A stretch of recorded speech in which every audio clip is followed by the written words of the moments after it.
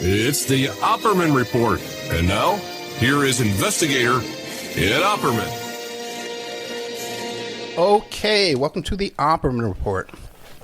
I am your host, Private Investigator Ed Opperman. You can find me at Opperman Investigations and Digital Forensic Consulting. Just if you email me directly at oppermaninvestigations@gmail.com. Our archives are free at Spreaker.com, and there's a chat room. There's an email notification when we put up new content. And if you go there and look for our guest today, Joan Renner, you can find our previous interview, the first with the latest, Angie Underwood, the Los Angeles Herald, and the Sordid Crimes of a City.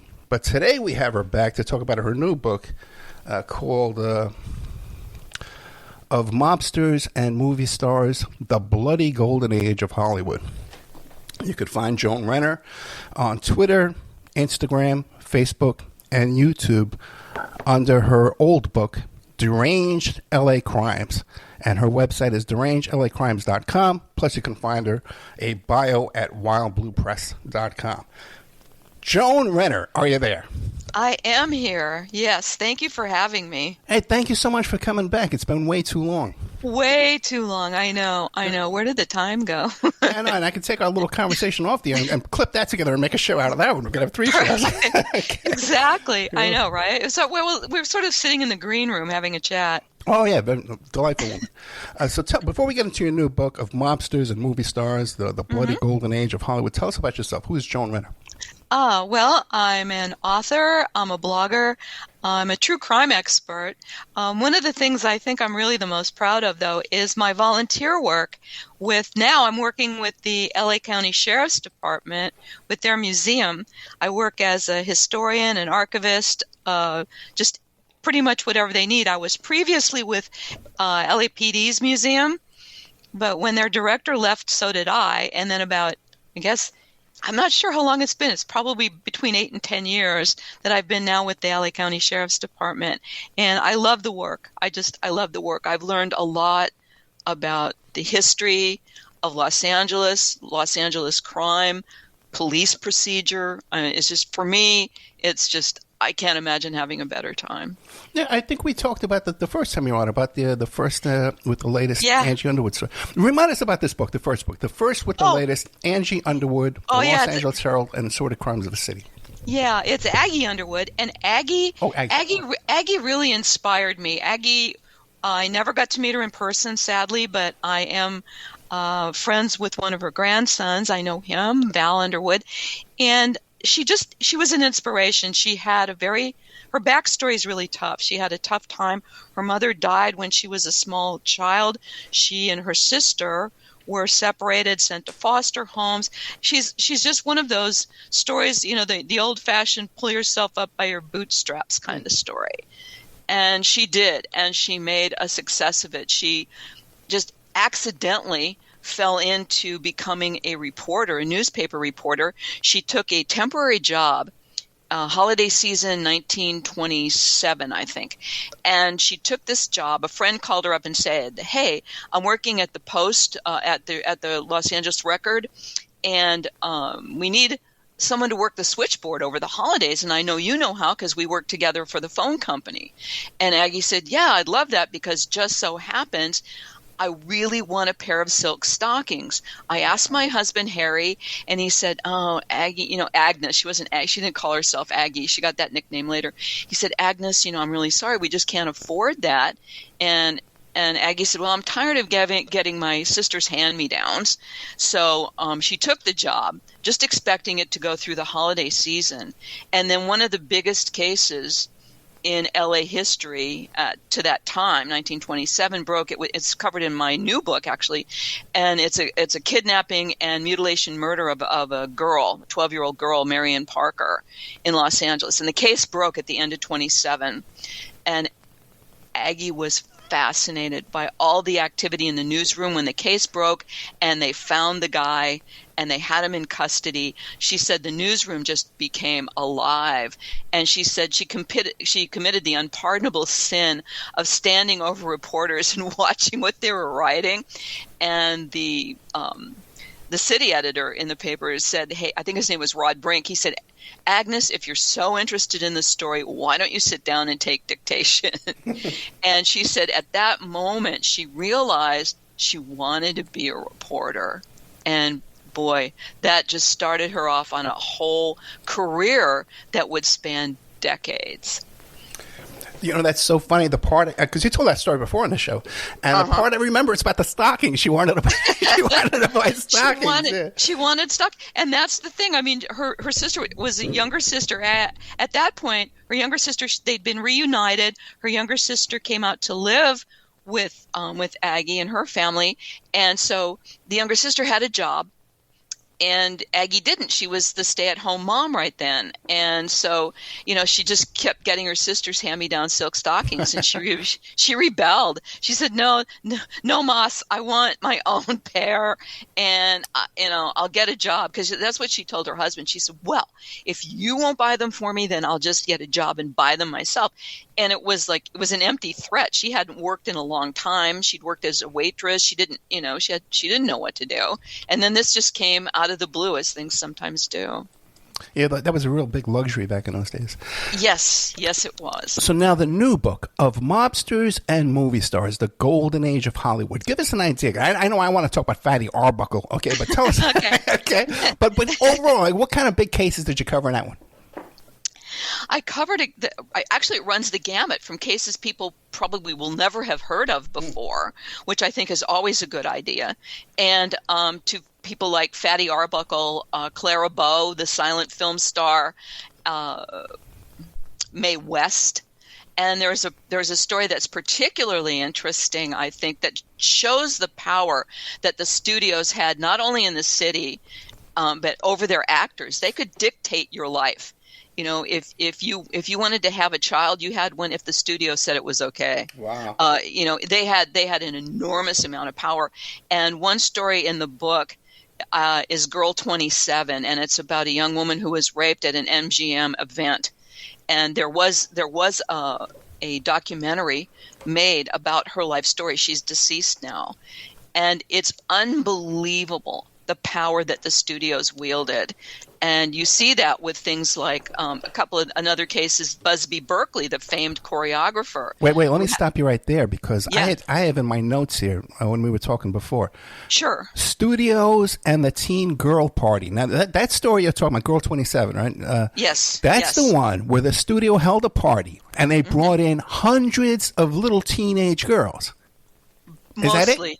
Mostly. They were extras. These girls all wanted to be in the movies. I mean, who didn't? It was, you know, it was the Depression. You were looking for anything. And a lot of these girls are starstruck. And the girl in this story wanted to be, you know, she wanted to be in the movies. But her name was Patricia Douglas. The thing is that, you know, these girls got a call. They got a call. What they thought they were going to do, they were put in costumes like cowgirl costumes and stuff. They thought they were going to a movie shoot. They weren't even told that they were going to a party that MGM was throwing for their salesmen from around the country. And there were a couple of hundred guys here. And when they got off the train, which, I mean, most of them got off the train drunk already. Right. And when they were, you know, when they were welcomed with open arms by the studio heads and, you know, it's great to have you guys here and this is all for you. And it's nod, nod, wink, wink at the girls. And the message they're sending, the studio's sending, is pretty clear. These girls are here for you. And that's exactly what these idiots thought. And that's exactly what happened at this party. Patricia Douglas was the only person who came forward to say that she'd been raped, but witnesses at the party said a lot of the girls had been groped and otherwise mishandled, and a lot of them were teenagers. They were underage, and it was appalling. But the studio had such power that even though Patricia, who was a fighter, she went ahead and she brought this to the public, but she was just absolutely slaughtered. And not only that, but they provided so much. The amount of alcohol, I think it was scotch, right? Oh, everything. If you wanted anything, you had it. And it was just like many, many, many bottles, way more than this crowd could drink. But although they did try to drink it all up, because it was free liquor. So there you go. But I mean, the whole thing is just it's appalling. Oh no, that's a horrific story. That's totally absolutely undertold. It is undertold, and the thing is that kind of power, when you think about it, it was like the studios had their own private. They actually did. You and I were talking about this before we started. Was that there was MGM, for instance, had its own police force. Literally own police force. It was they had police powers, just like Los Angeles Police Department, just like LA County Sheriff's Department. Literally, they were the police for the studio. Now, wait a minute. When you have a police department that works privately, the opportunities for corruption just boggle the mind. And believe me, there was a lot of corruption. Yeah, like Disney World, or Disneyland, they have powers of arrest. They have their own detention cells there on the property. It's just amazing. Oh, it's absolutely amazing. And the thing is, like I said, they, a lot of the some of the actors, if they played the game, which was, a lot of times pretty distasteful, but they had no choice. If they played the game, they might do all right. But others of them, even if they played the game, they were still horribly misused. They became drug addicts, like Judy Garland later on. Mm-hmm. There was a lot of addiction. They had problems. And if you were in the studio's good graces, they'd go to the mat for you. Yeah. If you got yourself into trouble, they'd go to the mat for you. But if they thought that there was going to cause them more of a problem than you were worth, oh, brother, they cut you loose in a heartbeat. Yeah, if you haven't heard this story about these girls being brought down for this big party of mobsters and movie stars, the bloody golden age of Hollywood, it's worth it just for that story alone, because that's a totally undertold story. It is, and I consider her to be the godmother of the Me Too movement. Mm-hmm. And she's the only one that came forward, right? Yeah, she is. I mean, others started to. Some of the people at the beginning, even some of the actors, well-known actors, I think Wallace Beery might have been one at the time, came forward to support her. But then they quickly got the memo: drop this, or just kiss your career goodbye. What about the story of Fatty Arbuckle? I know you wanted to. I know. You wanted to talk. Well, there's just nothing. Roscoe Arbuckle was just such an interesting guy. His backstory is pretty rough too. His father deserted the family. He was the baby in the family. He lived with his mom after the other kids had, I think been gone for quite a while. He grew up in Orange County, California, which is where I'm living now. He grew up, and he was a chubby kid and a shy kid.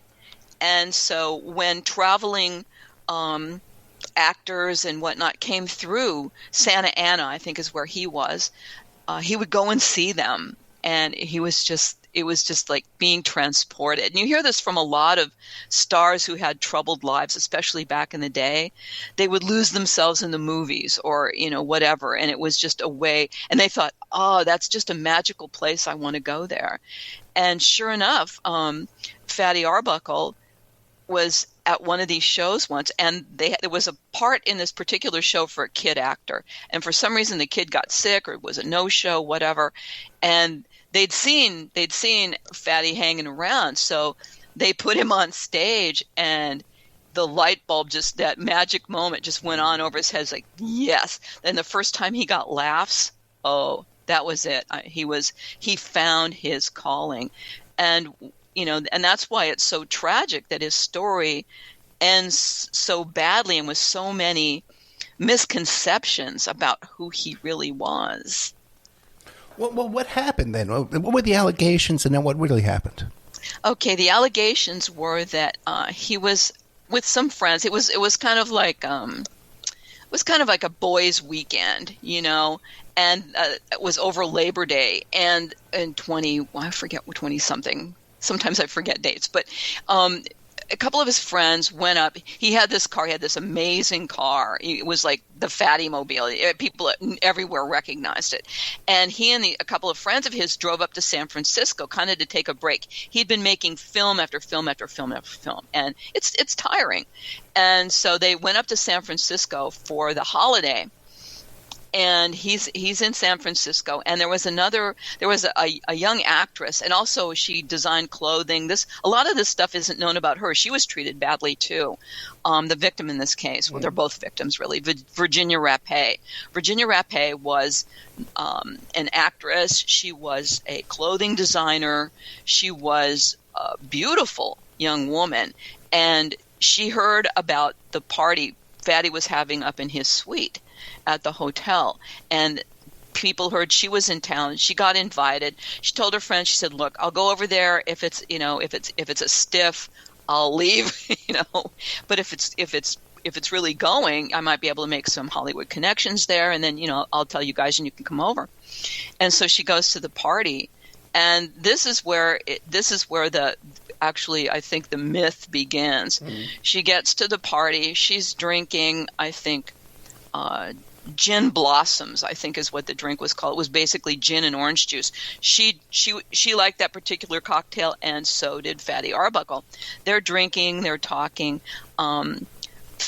Fatty Arbuckle was a very entertaining guy, and so they're chatting, and then at some point they go into a room together. And this is where it gets fuzzy. They go into a room together, and at some point, something happens, and she becomes violently ill. No one knew what was going on. They're all drinking alcohol. No one wants to be busted because it's prohibition. They don't want to have their names in the newspaper for drinking alcohol. So they're trying to take care of her in the hotel room. Still, no one knows what's going on with her. There were stories that she was kind of tortured, that they put ice on her genitalia to bring her around. This was an old wives' kind of remedy for what they thought might be ailing her. They didn't know. They're trying to attend to her themselves in this hotel room.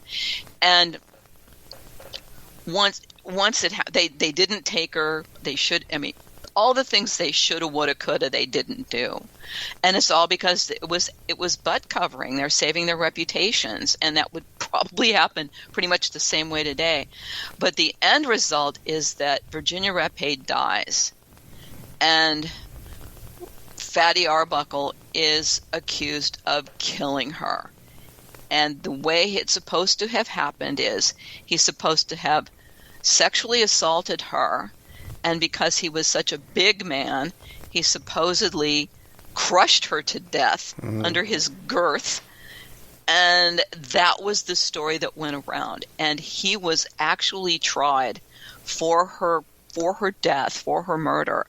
And the studio, once they saw the way things were going, because there's two big scandals that sort of happen simultaneously. One is Fatty Arbuckle. The other one is the still unsolved murder of a director in Hollywood. So they have the studios are doing cleanup. So they're starting to separate themselves from Fatty Arbuckle. He goes to trial for Virginia Rapet's murder. He goes to trial 3 times. 3 mistrials in the first 2 cases, and in the last case, the jury found him not guilty, and they even issued a public apology. They said, "Look, we know you're not guilty. You had nothing to, you didn't kill this young woman. You're owed an apology. This is dreadful what's happened to you." But it was just too late.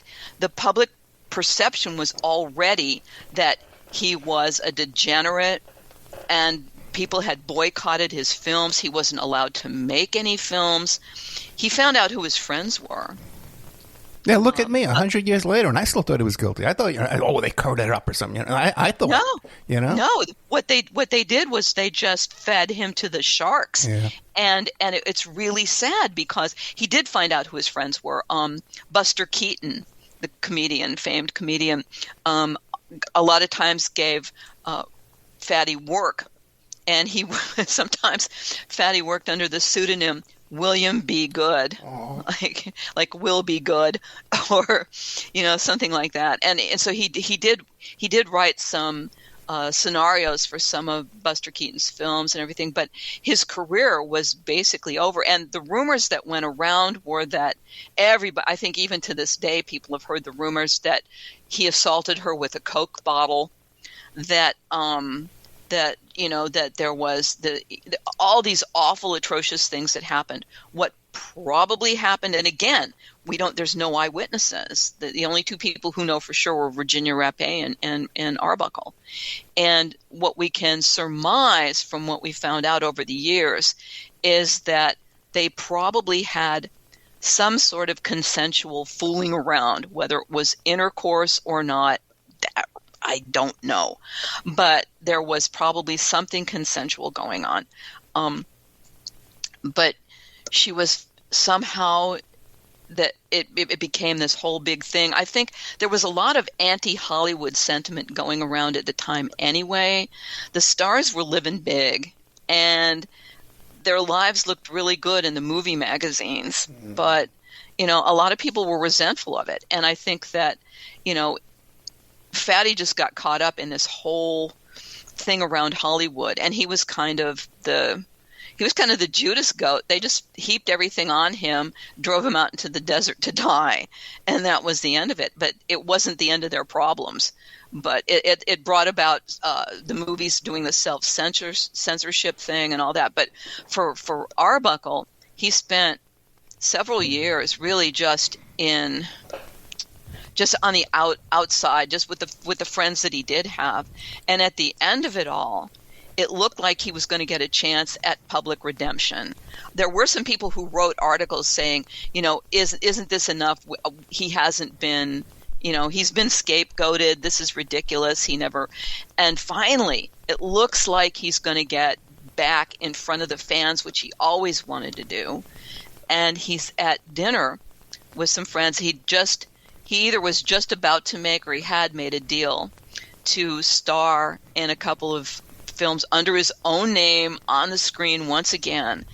And so he's having dinner with some friends. He's celebrating. He's in a really upbeat mood because this is all he ever wanted.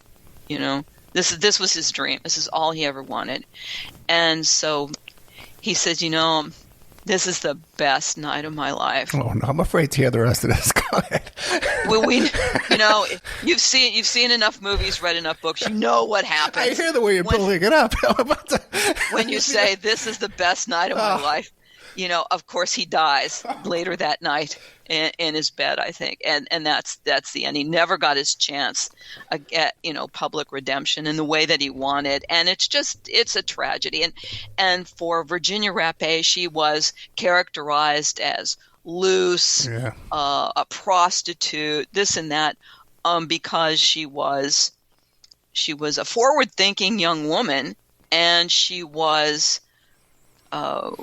I think that was kind of enough in a way. Yeah. She was a strong personality, and she was dead. Who better to be maligned than someone dead? And so she got dragged through the mill too. So it was awful all the way around. Both of their reputations were ruined. They continue to be ruined when people look up the stories, and it's just no, that's not what happened. So Roscoe Arbuckle, wherever you are, we know better.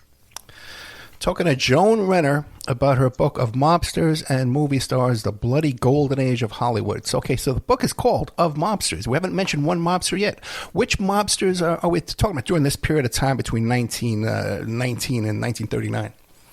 Yeah, well, actually, there were we didn't have the mob in the same way in Los Angeles that people in New York. When you think mobsters, you usually think New York, Chicago, like Al Capone, and people in Detroit. I think it was the Purple Gang in Detroit. Cleveland had gangs. In Los Angeles, the paradigm was different. It was from the top down. Corruption began in City Hall. And it just sort of emanated, its tentacles just kind of went out all around. And so the mobsters didn't call the shots. The politicians did. Mm. They were in league with some with some bad people for sure, but the politicians called the shots. And I would say, it's my personal opinion, so that's what, take it for what that's worth. My personal opinion is that the studios called the shots for the politicians. They were they were big donations, they were big donors to some of the political campaigns and stuff. So we had this whole interesting structure that didn't exist in other cities. So, but we did have mobsters, and we did have guys that came out from. There was sort of actually an annual, and it was covered in the news. There was like an annual migration when it got cold and snowy in the east.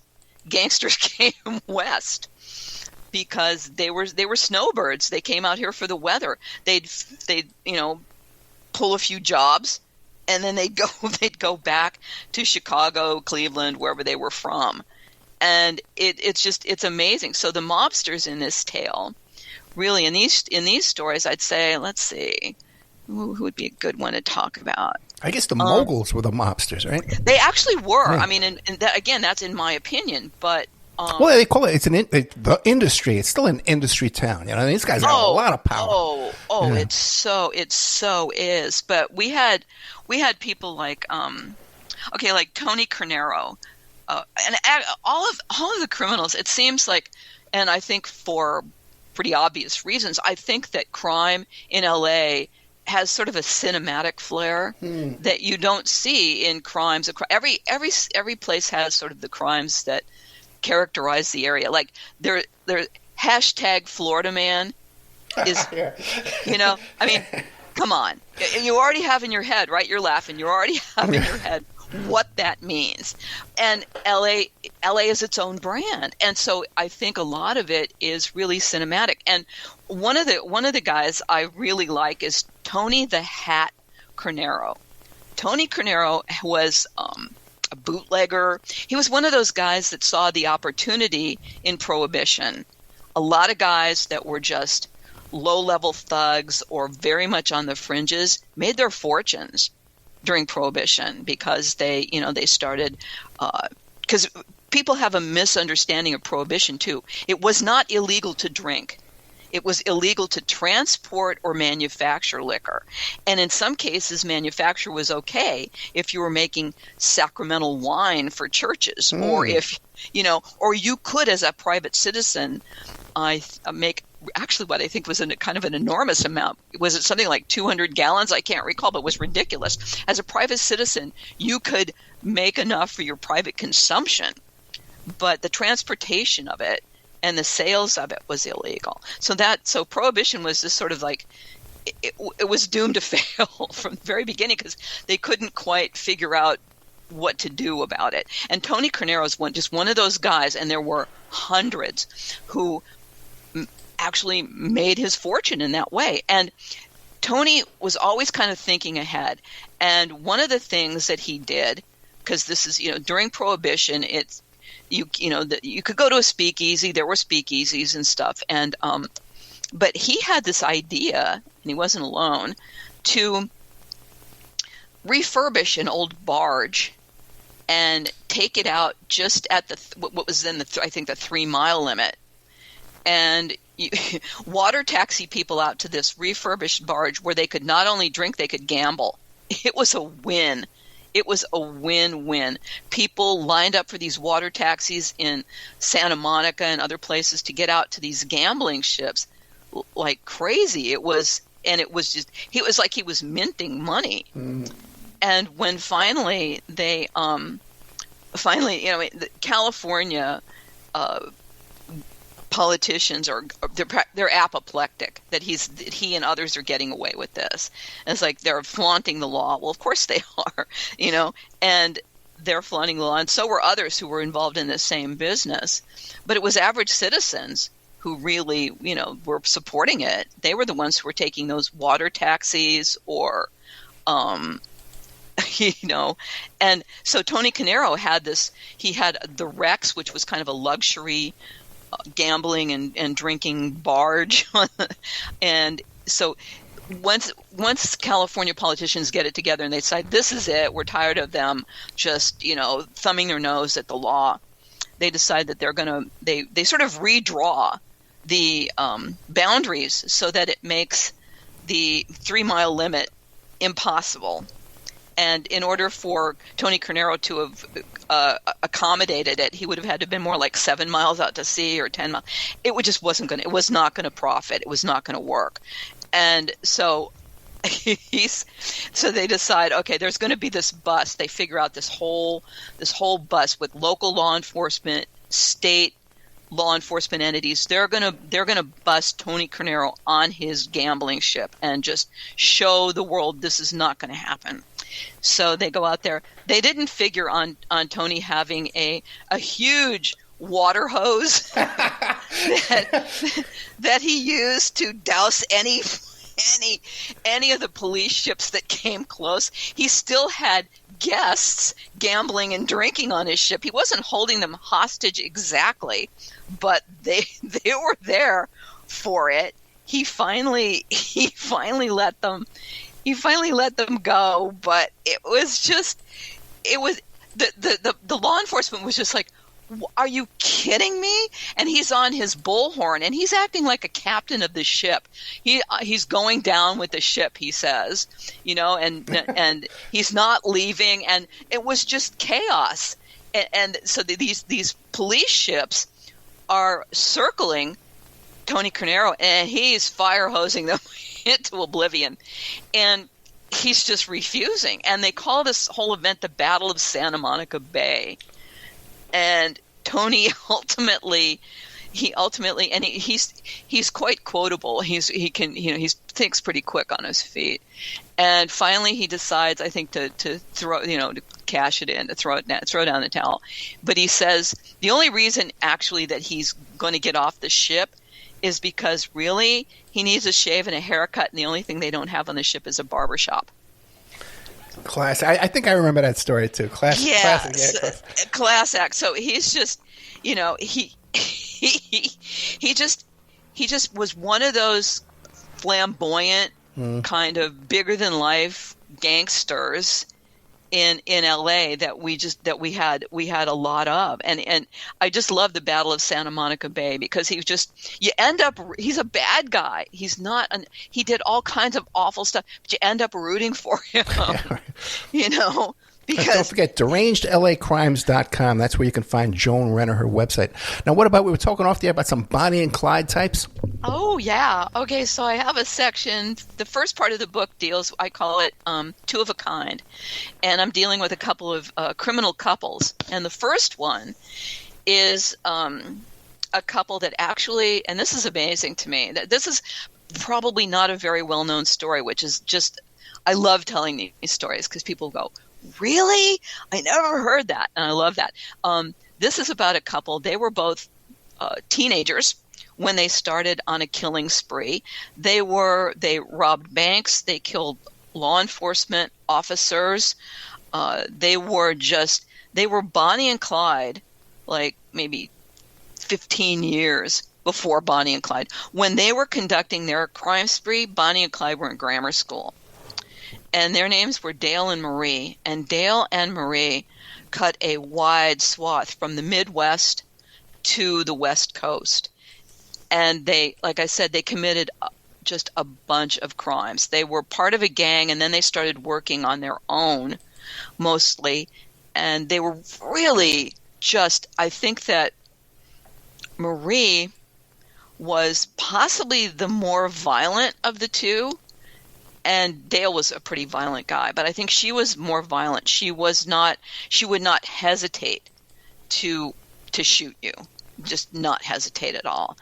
And it's really interesting to me, the dynamic, because you talk about some criminal couples and sometimes the woman's just in thrall of the man or whatever. No, this was a partnership in the same way that Bonnie and Clyde were. This was a partnership. They even got married. They were. He was not holding her. She was not holding him. They were partners in crime in every way, and their story ends again badly. I don't want to give too much away, but let's just say they don't get away with it forever, and their end sort of foreshadows the Bonnie and Clyde ending. So I think that the dynamic is interesting to me. That between these two people, that they were committing literally like just hundreds of crimes. They're knocking over banks. They're committing train robberies. They're just completely out of control. And they're teenagers, basically. I think maybe they got married when they were 19 or 20, and they didn't live much longer after that. Now, in the book of Mobsters and Movie Stars, are there any stories we've all heard the story, but we've got it wrong? Oh, well, of course, Fatty Arbuckle is a classic example of that. We've all heard that story, and it was wrong. Let's see, what else would there be here? Or otherwise, which is your favorite story in the book? Oh gosh, that's like trying to choose. Which kid? Yeah. Yeah. Yikes. But we all have a favorite kid. Let's face it. I only have a daughter. So. Me too. I only have one kid too. That's why I say the joke. I'm very lucky in that way. Honey, you're always my favorite. You always have been. You always will be. That's not a problem. No issue there.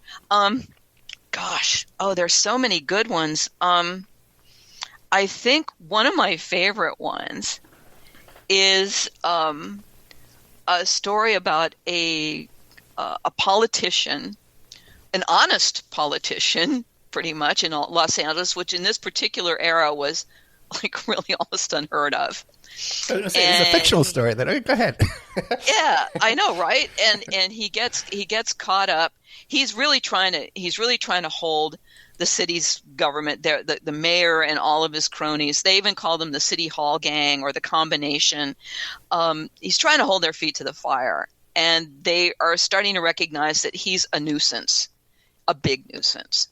So he gets a call, ostensibly from a constituent, saying, and this is an old story because he actually goes out to visit his constituent, and she's having some problem with an easement or something, she says. So he goes out to her home on his way to another event, and the last thing he says he remembers is being hit over the head. He wakes up in her bed smelling like alcohol, and there's 4 high-ranking LA police officers surrounding him and someone from a newspaper. So that just screams setup big time. And he's there, and the police who are there arrest him. I mean, he's in a private residence. They say they got a tip-off that there was a wild party. I'm sorry, a wild party in L.A. in the 1920s? Where do you begin? Right. And 4 high-ranking police LAPD detectives? No, this is not. This is for patrolmen to go out on, not for guys that are detectives. But there they are, and a reporter. So he says, look, I don't know. I'm not sure what just happened here, but I didn't do anything wrong. And so, but they don't take him to jail right away. They stop by some police captain's house, and they leave him. This is movie quality here. They leave him in the car alone with a pistol on the seat. Wow. Yeah, so, fingers crossed for them. This guy's going to, rather, death before dishonor. They're hoping he's just going to, put a gun in his mouth and be done with it. But no, they have miscalculated just beyond orders of magnitude. They don't even know who this guy is. They've miscalculated.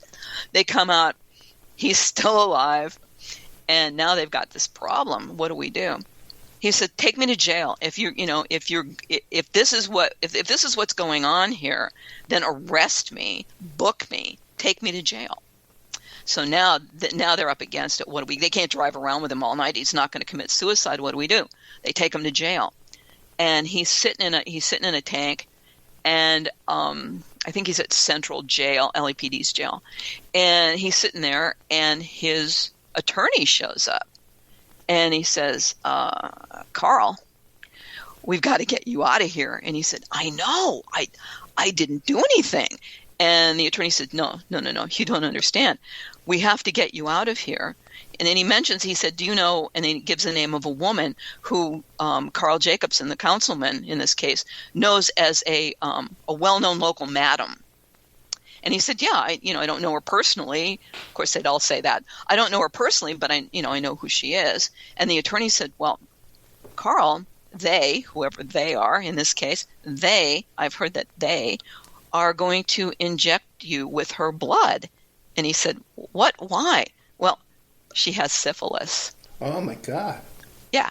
So I won't give away the ending here, but that's a pretty good cliffhanger. And that's a favorite of mine, because this is a guy that was really trying to take on the political machine.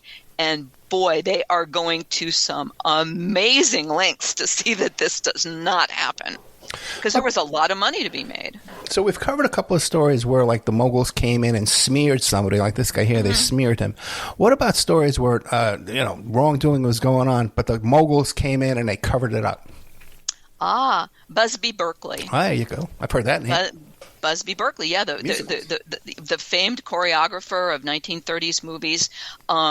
Actually, it's funny. He was a terrific choreographer, but he did not get his start as a dancer. I don't think Busby Berkeley could dance. The way he got his start was in the military, and he was doing like how they do the drills and stuff, and it was very precise, and there's hundreds of guys. He did that.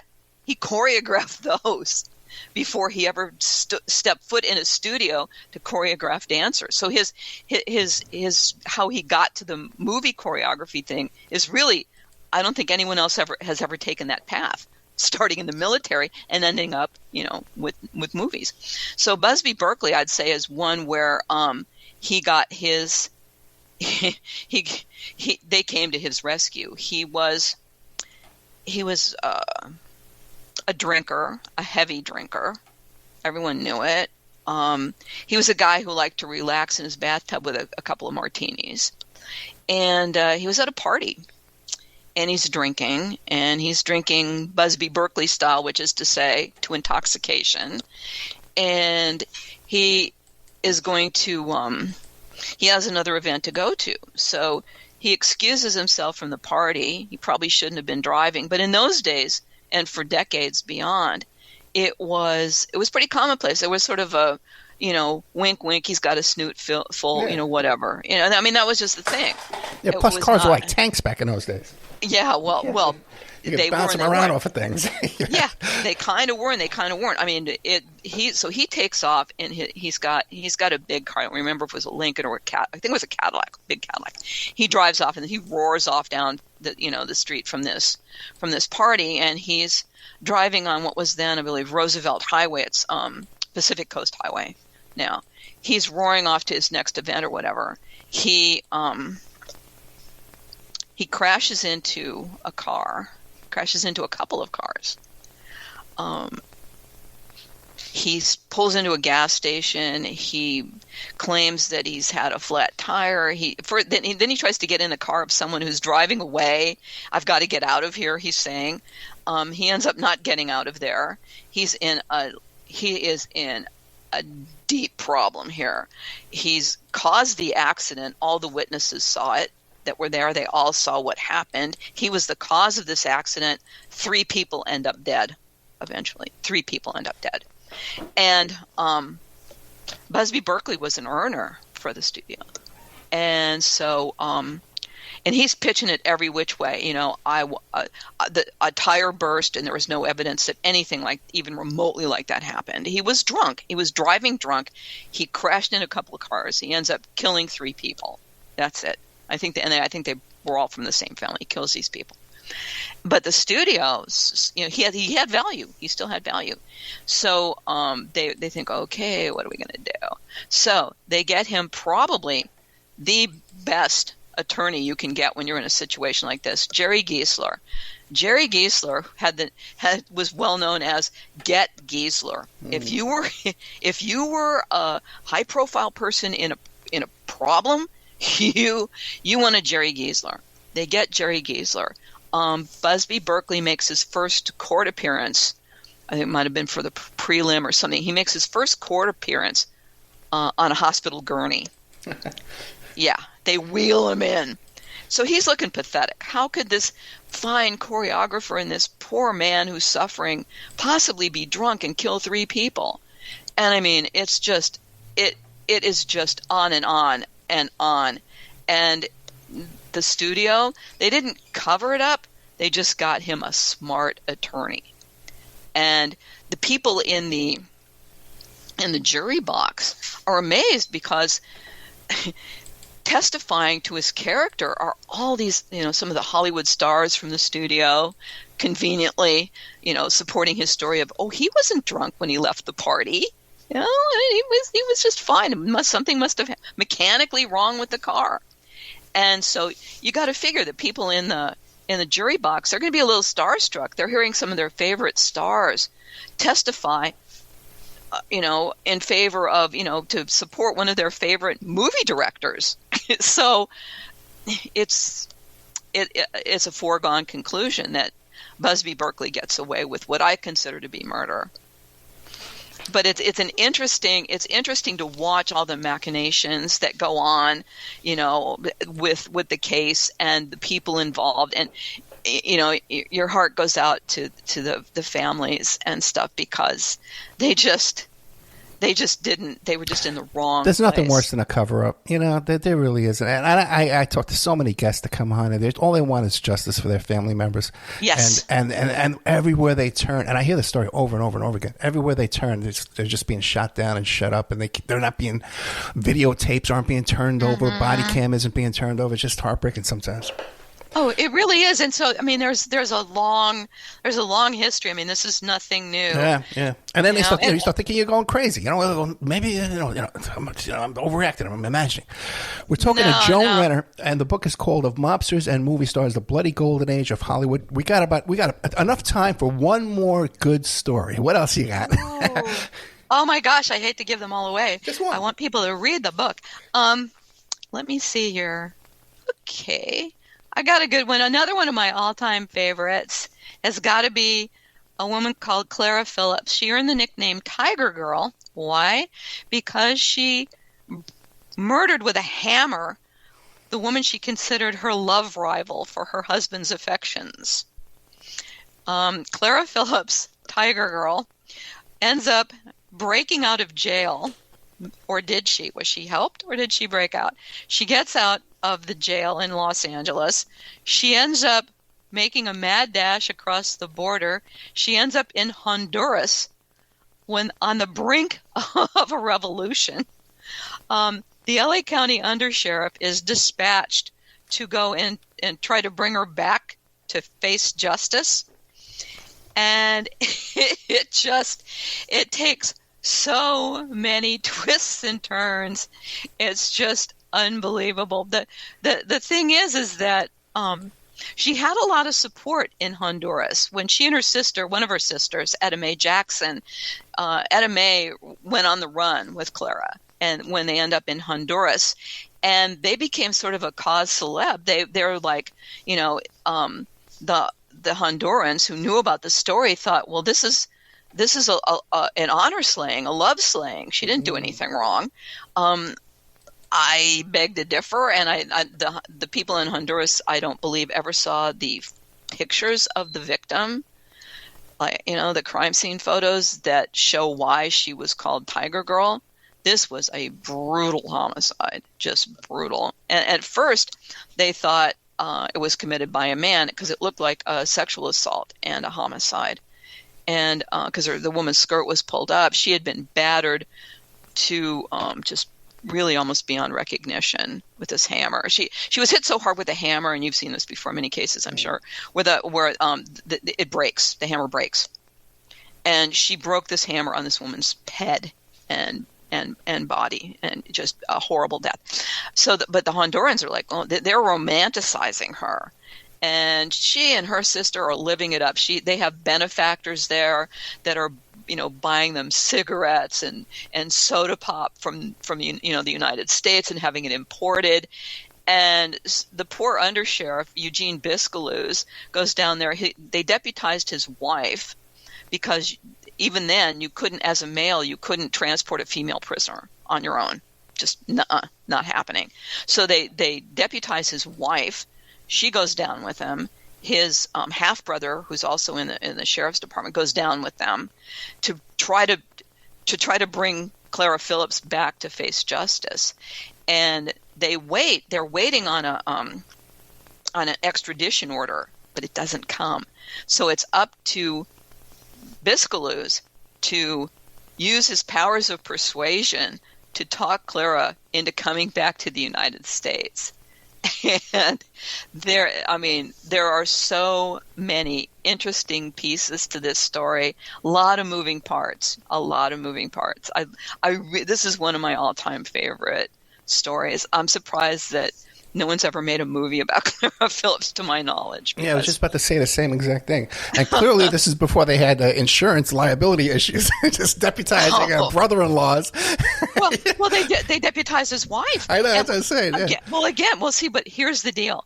His wife, Willette, sweet lady, nice lady. And actually, I hold Clara Phillips responsible for Willette's death, too, because while in Honduras, she contracted, I think, malaria or something, and she was never the same after that. But Willette, I'm sure, who was not. She was a sweetheart of a woman from everything I've ever read or heard about her. She was not the jealous type, but she did like the idea of her husband, Eugene, going down there and bringing back a femme fatale. So she said, and so the sheriff at the time, they went with Sheriff Traeger, I think, he said, here's the deal. Let's just deputize Willette. She can travel with you because you are husband and wife. So that thing is taken care of. And we'll just, let's just do it that way. So they did. And yeah, it's quite a story. Just the breakout of the alleged breakout of jail, the flight to Honduras. It's amazing. It's such a different world, and the social, interactions. It's just such a different world, It's only been 100 years. It's not that long, No, it really isn't. Yeah. And the thing is like one thing that always strikes me though about these things, like I think that's why I cover older crimes, not the newer stuff so much, is because these people were. I don't know how bad this is going to sound, but they were more clever in a lot of ways because they had to be. They were it's just more interesting. And I think their pathology is more interesting. It's not that we don't have interesting psychopaths now. Certainly we do. But there was just something about them, about the people who committed crimes in these earlier, when I think of it as sort of the black and white eras of crime, when they're committing crimes in these eras before color so much, it is different. But people have not changed. There's a finite number of crimes you can commit. That's so true too. I never even thought of that. It's absolutely true. But Joan Renner, we are out of time. Renner. I'm so sorry. I love talking to you about this. No, we could take the off the air part of the show. And when you do part 2 of this book here of mobsters and movie stars, the bloody golden age of Hollywood, come back. Give me a call right away. I will. DerangedLACrimes.com. That's the main website for Joan Renner, but you can find her under DerangedLACrimes.com on Twitter, Instagram, Facebook. There's a YouTube channel. So what do we can find on your YouTube channel? You're going to find old movies. I do. Oh, really? For Deranged LA Crimes, I try to do a film noir every week. I don't always, but I try to. So I select movies that are in the public domain and put them on the channel. And sometimes I have old LA footage, showing what the city looked like in 1947 or whatever. Just, fun stuff like that. Deranged LA Crimes on YouTube. I'm going to go right now and subscribe. And also on Wild Blue Press, you could find the bio for yes. Joan Renner. So, Joan, thank you so much. Oh, my pleasure. Good night.